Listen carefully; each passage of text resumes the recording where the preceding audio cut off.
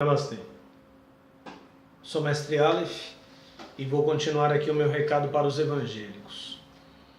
Antes de tudo, gostaria de pedir a compreensão de vocês, porque eu não tenho estúdio. Quando eu disse que voltei a gravar com o que eu tinha à mão, é verdade.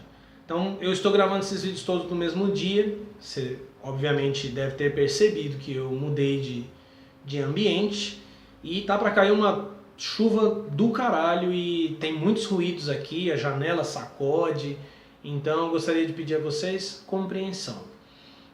Eu voltei a gravar porque era o tempo, assim como quando saí de cena no ano passado, também era o momento, né?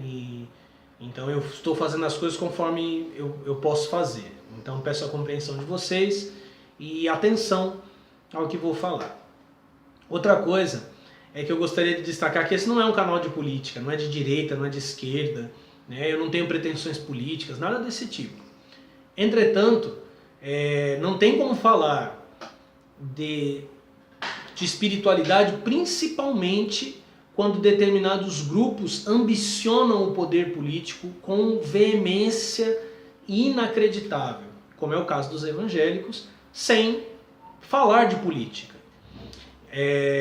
Os males que a devoção ao Deus do Antigo Testamento, que a obediência à lei do Antigo Testamento causam no mundo, causam às pessoas, eu já falei e continuarei falando em outros vídeos.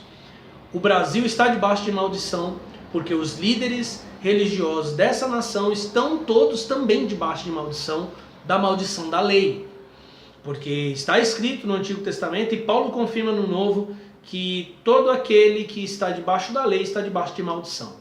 Então esse país, as instituições, a TV, os veículos de comunicação, enfim, estão debaixo de maldição e por isso tantas maldições descritas no Antigo Testamento são realidade aqui no Brasil. Essa é a questão espiritual. Mas também está dito que tudo que a lei diz aos que estão debaixo da lei, diz para que eles sejam condenáveis diante de Deus. Paulo fala isso no capítulo 3 da Epístola aos Romanos, citando o Salmo 14.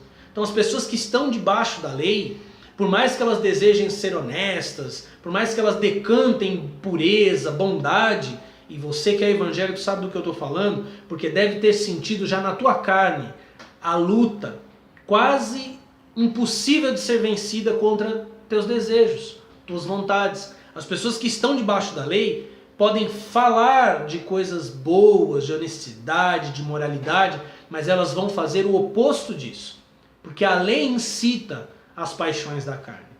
Então, observando o que eu já falei antes, a ambição por poder terreno, que é do Antigo Testamento, o desejo desenfreado por bens materiais, que é do Antigo Testamento, e a atitude moral, a moral decaída dessas pessoas, fruto da lei, você deve ter sempre aí no teu inconsciente, como background, o que eu já disse antes. Esses homens e essas mulheres, esses líderes, esses políticos e esses pastores estão sob a maldição da lei e por meio das suas orações, por meio de seus programas de TV, eles embrutecem o coração das pessoas e colocam o Brasil inteiro também debaixo de maldição. E você, evangélico, que está numa igreja, que dá o teu dízimo, que contribui para essa lama, ou que se diz evangélico como Edir Macedo, como R.R. Soares, Malafaia, são também evangélicos,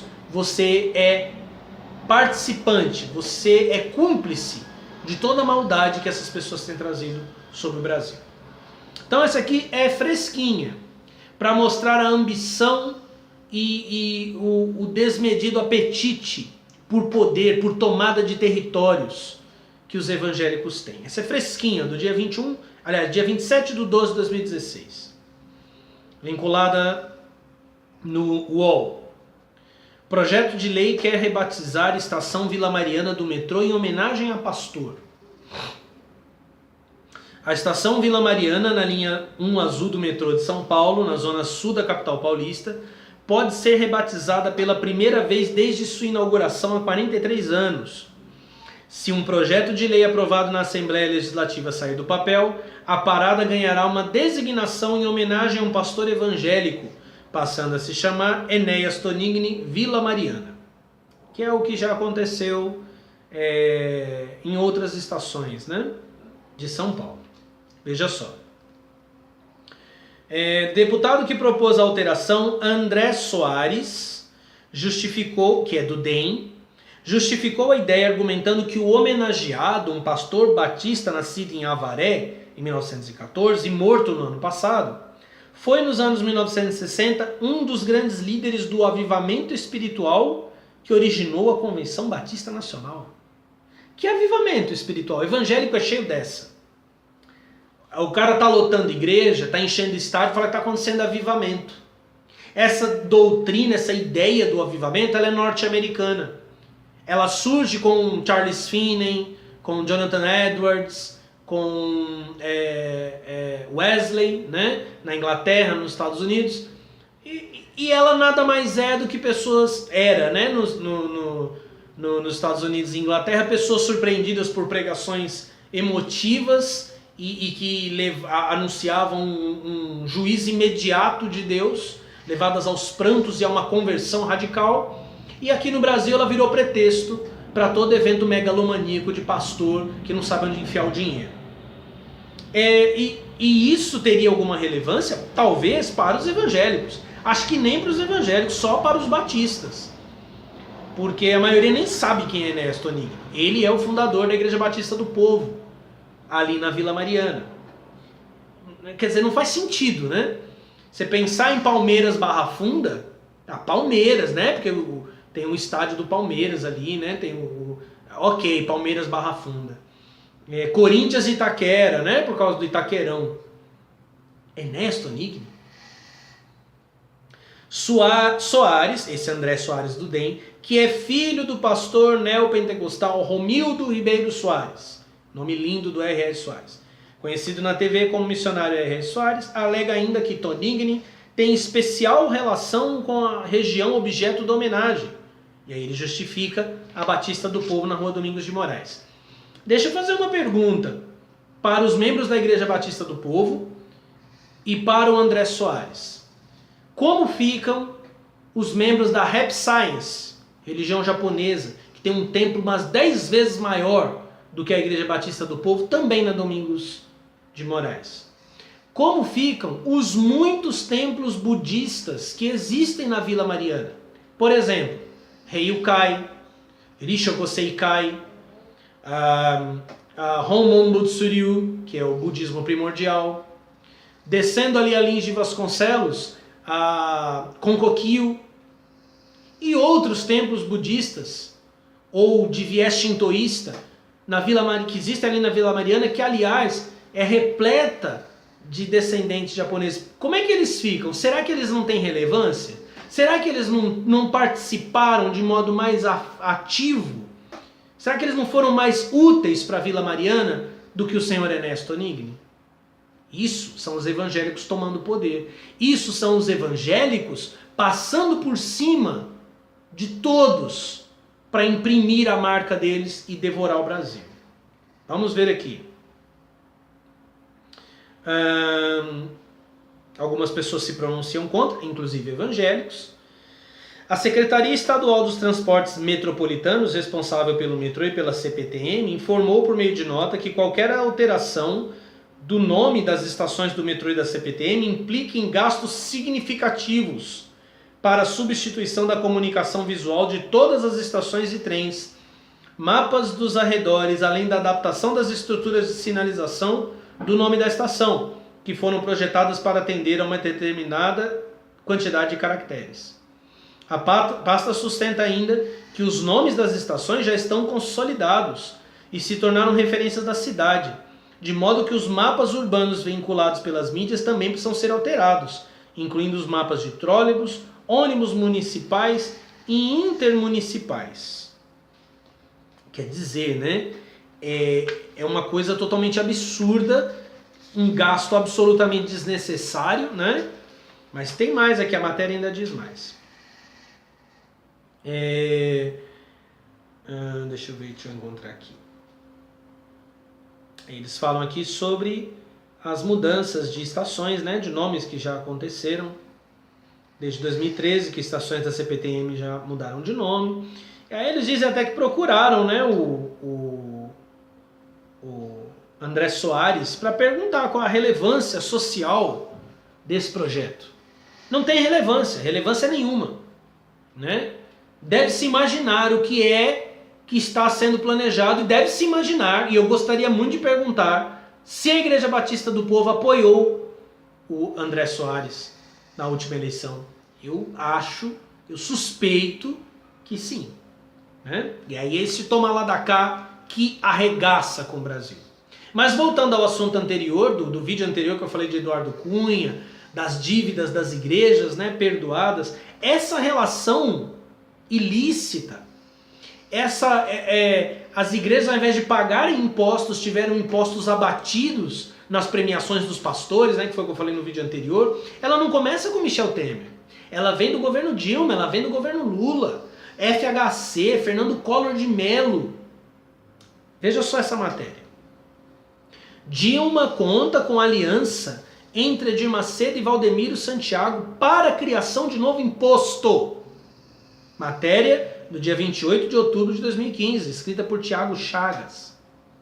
A presidente Dilma Rousseff... Aliás, se vocês procurarem esse título, Dilma conta com aliança entre Edir Macedo e Valdemiro Santiago para a criação de novo imposto, vocês vão encontrar uma linda foto onde estará nela o Bispo G, da Igreja Renascer em Cristo, né, que até hoje não indenizou as famílias das vítimas da queda do prédio na Lins de Vasconcelos. Você vai ver ele aqui nessa foto. Entre outras figuras, você também vai encontrar o senhor Marcelo Crivella, atual prefeito do Rio de Janeiro, e sinto muito por vocês cariocas.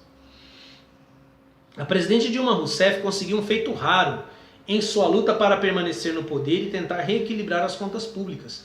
Pausa, né? Para reequilibrar as contas públicas, podia permitir que os evangélicos pagassem as dívidas deles. Correto? Ao invés de abater, de perdoar dívidas, poderia fazê-los pagar suas dívidas. Poderia injetar algum dinheiro nos cofres públicos que eles têm sobrando, que eles extorquem das pessoas, que esses pastores salafrários extorquem do povo. Já seria uma ótima forma, já seria muito dinheiro entrando. Então ela fez um feito raro. Uniu dois grupos de políticos ligados aos rivais, Bispo Edir Macedo e Apóstolo Valdemiro Santiago. Os interlocutores da presidente conseguiram juntar os parlamentares ligados a Macedo e Santiago em torno da proposta de recriação da Contribuição Provisória sobre Movimentação Financeira, a CPMF, com a promessa de isenção do imposto às transações realizadas pelas igrejas. Você brasileiro, que não é evangélico, você está dando a bunda para pagar um monstro de impostos que nós pagamos no Brasil. Desde o governo Lula, luta-se para trazer a CPMF de volta, que você deve lembrar bem, ela estava sempre ali presente no seu extrato. Agora, obviamente, Dilma Rousseff não conseguiu. Agora, em 2016, ela voltou a falar sobre isso antes de sair, né? Acho que em fevereiro, foi vaiada. Não está fora da pauta e das ideias de Michel Temer o retorno da CPMF. Então se prepare, brasileiro, brasileira, porque você ainda vai ter que descascar um pouquinho mais aí para conseguir pagar o imposto sobre movimentação financeira. E nome de provisório, né? Provisório não sei aonde. Veja só, eles se uniram, os inimigos que vivem se estapeando por horário de TV, que vivem se atacando na troca de membros de igrejas. Não, aquele é do diabo, não, aqui que é de Deus, ali que é de Deus. Eles se uniram. Com que promessa? As igrejas estarão isentas do imposto nas suas transações. Você que vota em candidatos de igreja evangélica, você que elege deputados das inúmeras igrejas evangélicas, entende uma coisa, você faz isso contra si mesmo. E você evangélico que acha que isso não é problema e que ele vai ter que se ver com Deus, você perdeu completamente o freio, o eixo moral, a tua bússola moral está quebrada. Continuar. No encontro intermediado pelo senador Marcelo Crivella, isso foi ano passado, cara, outubro do ano passado. E este ano eles estiveram do lado de Dilma Rousseff até terem uma proposta melhor, até terem mais chance de ter mais poder no governo Temer. Crivella foi grande aliado de Lula e grande aliado de Dilma. E agora eu vou te dizer o que todo mundo sempre fala. Estavam roubando o nariz do Lula e ele não sabia? Roubavam no nariz da Dilma para dinheiro desviado para abastecer campanhas desses dois e eles não sabiam? Seus parceiros, seus homens de confiança e eles não sabiam? E Marcelo Crivella? E Bispo Bulhões? E Carlos Rodrigues? Daqui a pouco eu falo dele. E o Edir Macedo? Pois bem. Intermediado pelo senador Marcelo Crivella entre a presidente Dilma Rousseff e diversas lideranças evangélicas, incluindo os pastores Samuel e Abner Ferreira da Assembleia de Deus Madureira, sempre eles, né? O deputado federal Francisco Floriano estava presente, que é do PR, sendo porta-voz do grupo de parlamentares ligados à Igreja Mundial do Poder de Deus. Pensa, né? Por que essas igrejas querem tantos parlamentares? Qual a preocupação? Atacar a espinha dorsal, onde as leis são feitas, onde eles podem ser pegos, onde eles podem ser presos, onde o império deles pode ruir. Eles estão imundiçando, apodrecendo o parlamento e a Câmara para poder crescer seus impérios.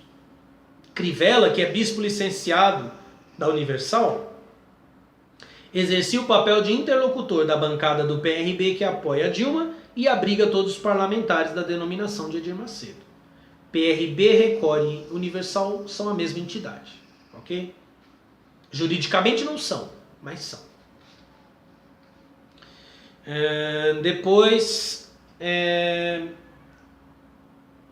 Veja só, aí tem um comentário aqui, né? Lauro Jardim, o jornalista do O Globo, comentou: os líderes das grandes igrejas evangélicas ainda não entenderam bem o porquê da aliança entre os dois rivais históricos, Bispo Macedo, da Universal do Reino de Deus, e Valdemiro Santiago, da Igreja Mundial do Poder de Deus, os grupos políticos dos dois que vivem as turras por tempo de programação na televisão aberta e outras questões nem tão teológicas, uniram-se ao governo pela aprovação da CPMF, desde que as igrejas fiquem isentas. Que lindo, né? Para concluir essa parte, eu ainda vou fazer mais duas. Uma em que eu vou falar exclusivamente do PRB, da Igreja Universal e da sua aproximação do governo Dilma, que eles pintaram e bordaram nesse país, nessa época. E uma última parte que eu vou falar, destacar trechos de um livro que pouca gente conhece. Mas antes disso, deixa eu ler aqui mais dois textos. Bispo Manuel Ferreira foi o grande articulador da aproximação de Dilma e dos evangélicos. Bispo Manuel Ferreira, para quem não sabe, é um dos líderes mais importantes das Assembleias de Deus. Homem também implicado em diversas acusações. O senador Marcelo Crivella, ex-bispo da Igreja Universal do Reino de Deus, aqui está ex-bispo, mas ele ainda é bispo licenciado. Também é um dos principais apoiadores da campanha de Dilma. Só que esse texto é justamente do período em que Dilma estava concorrendo ao seu segundo mandato. Muito querido pelo presidente Lula, Crivella só sabe elogiar a ex-terrorista, é como está escrito aqui, que é ex-terrorista mesmo. Com ela, o presidente Lula atingiu essa enorme popularidade. É uma mulher muito competente e estaria ao seu lado. Aí aqui comenta que Antony Garotinho, do PR, o garotinho que protagonizou cenas ridículas em 2016, como já tinha protagonizado antes com um tal jejum de protesto, que é do PR, da Igreja Mundial, junto com Manuel Ferreira e Marcelo Crivella, foram os articuladores da campanha de Dilma Rousseff. E aqui tem um comentário, né, que Dilma se uniu aos evangélicos prometendo rever projetos e não passar adiante projetos que promovessem o aborto ou a homossexualidade.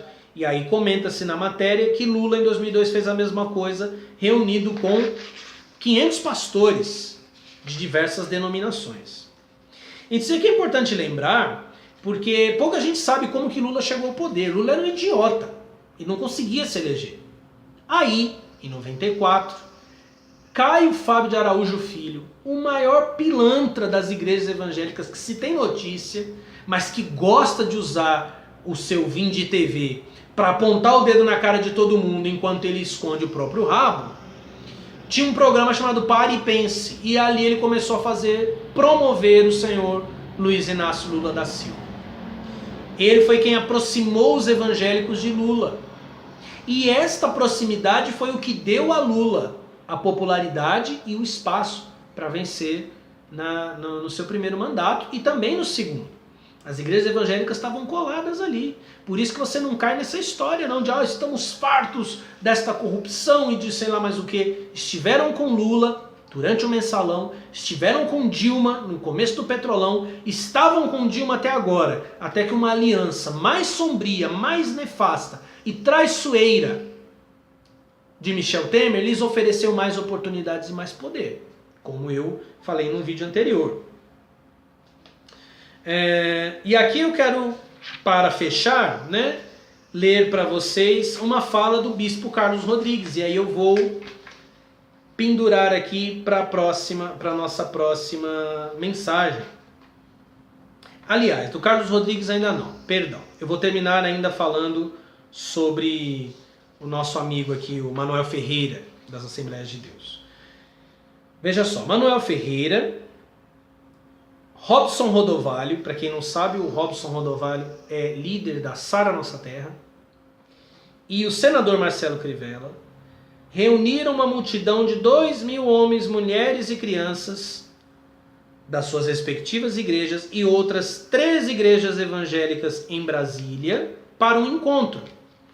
Isso durante a primeira campanha, o primeiro mandato de Dilma Rousseff.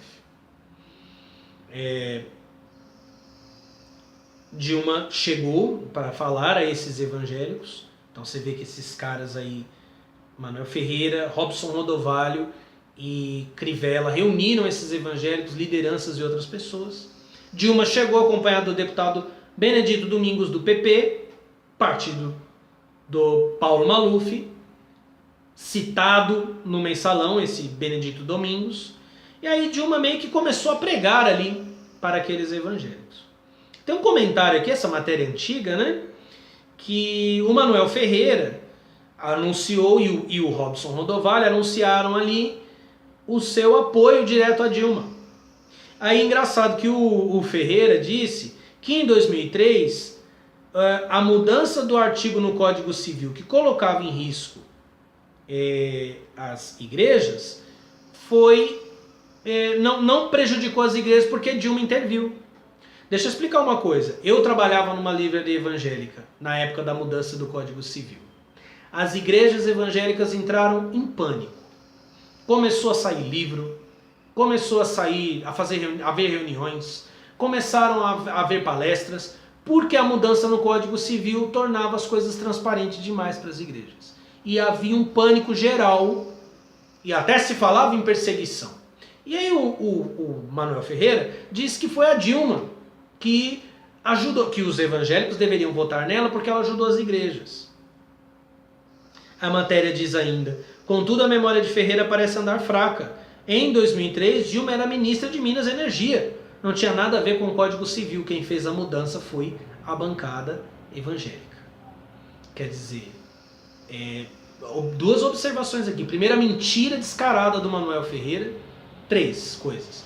Segundo, como os evangélicos só pensam nos evangélicos. Se a Dilma ajudou a gente, então a gente vai votar nela. Como se o presidente, o governador, o prefeito, o deputado governasse para uma facção, para um grupelho, não interessa de quantos sejam.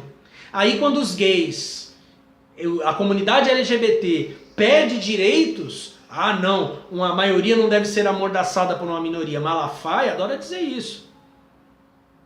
Marco Feliciano adora dizer isso. E a mentira, a postura em si mesmada, egocêntrica dos evangélicos. E por último, como o Código Civil ameaçava os planos de poder e as transações obscuras das igrejas evangélicas, a bancada evangélica derrubou. Essa reunião de Dilma com os evangélicos terminou, pasmem, com Dilma dizendo que queria fazer pelo Brasil o que Jesus fez ao multiplicar pães. Terminou, pasme, com Dilma citando João 10:10, que Jesus veio para trazer vida e vida em abundância. Você que se derrete pela Dilma, que acha que ela é uma mulher valente, batalhadora, que lutou pela liberdade do Brasil. Agora não estou mais falando com evangélicos, estou falando com esse monte de moleque otário que comprou essa imagem de guerrilheira da Dilma, de batalhadora. Você é um otário, cara. Essa mulher se prostituiu com igrejas evangélicas, ela abriu a bunda para as igrejas, subiu em púlpito para pregar, para citar a Bíblia, para dizer que ela é Jesus, que ela vai trazer vida e vida e abundância para o Brasil. Olha o resultado do governo Dilma. Só não é esse resultado para as igrejas evangélicas. E você, jovem, que se deixa aliciar pelo PSOL, pelo PDT, pelo PCdoB, pelo PCO, pelo PT, você é apenas bucha de canhão, você é um idiota útil.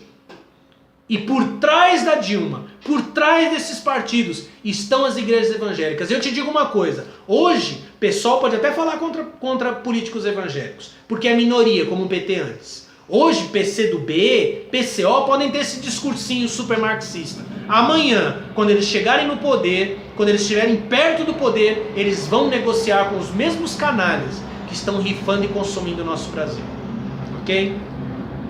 Pula para a próxima parte. Se você curtiu, deixa o teu like. Quiser me xingar, não xinga aqui não. Xinga por e-mail, tudo bem? Pode xingar, mas xinga no Novo Eon, ele tá aí na descrição. Se não se inscreveu ainda, se inscreva e não deixe de clicar no sininho aí para receber as notificações. E nós vamos para a continuação, para a parte 5 dessa série. Um recado para os evangélicos. Namastê.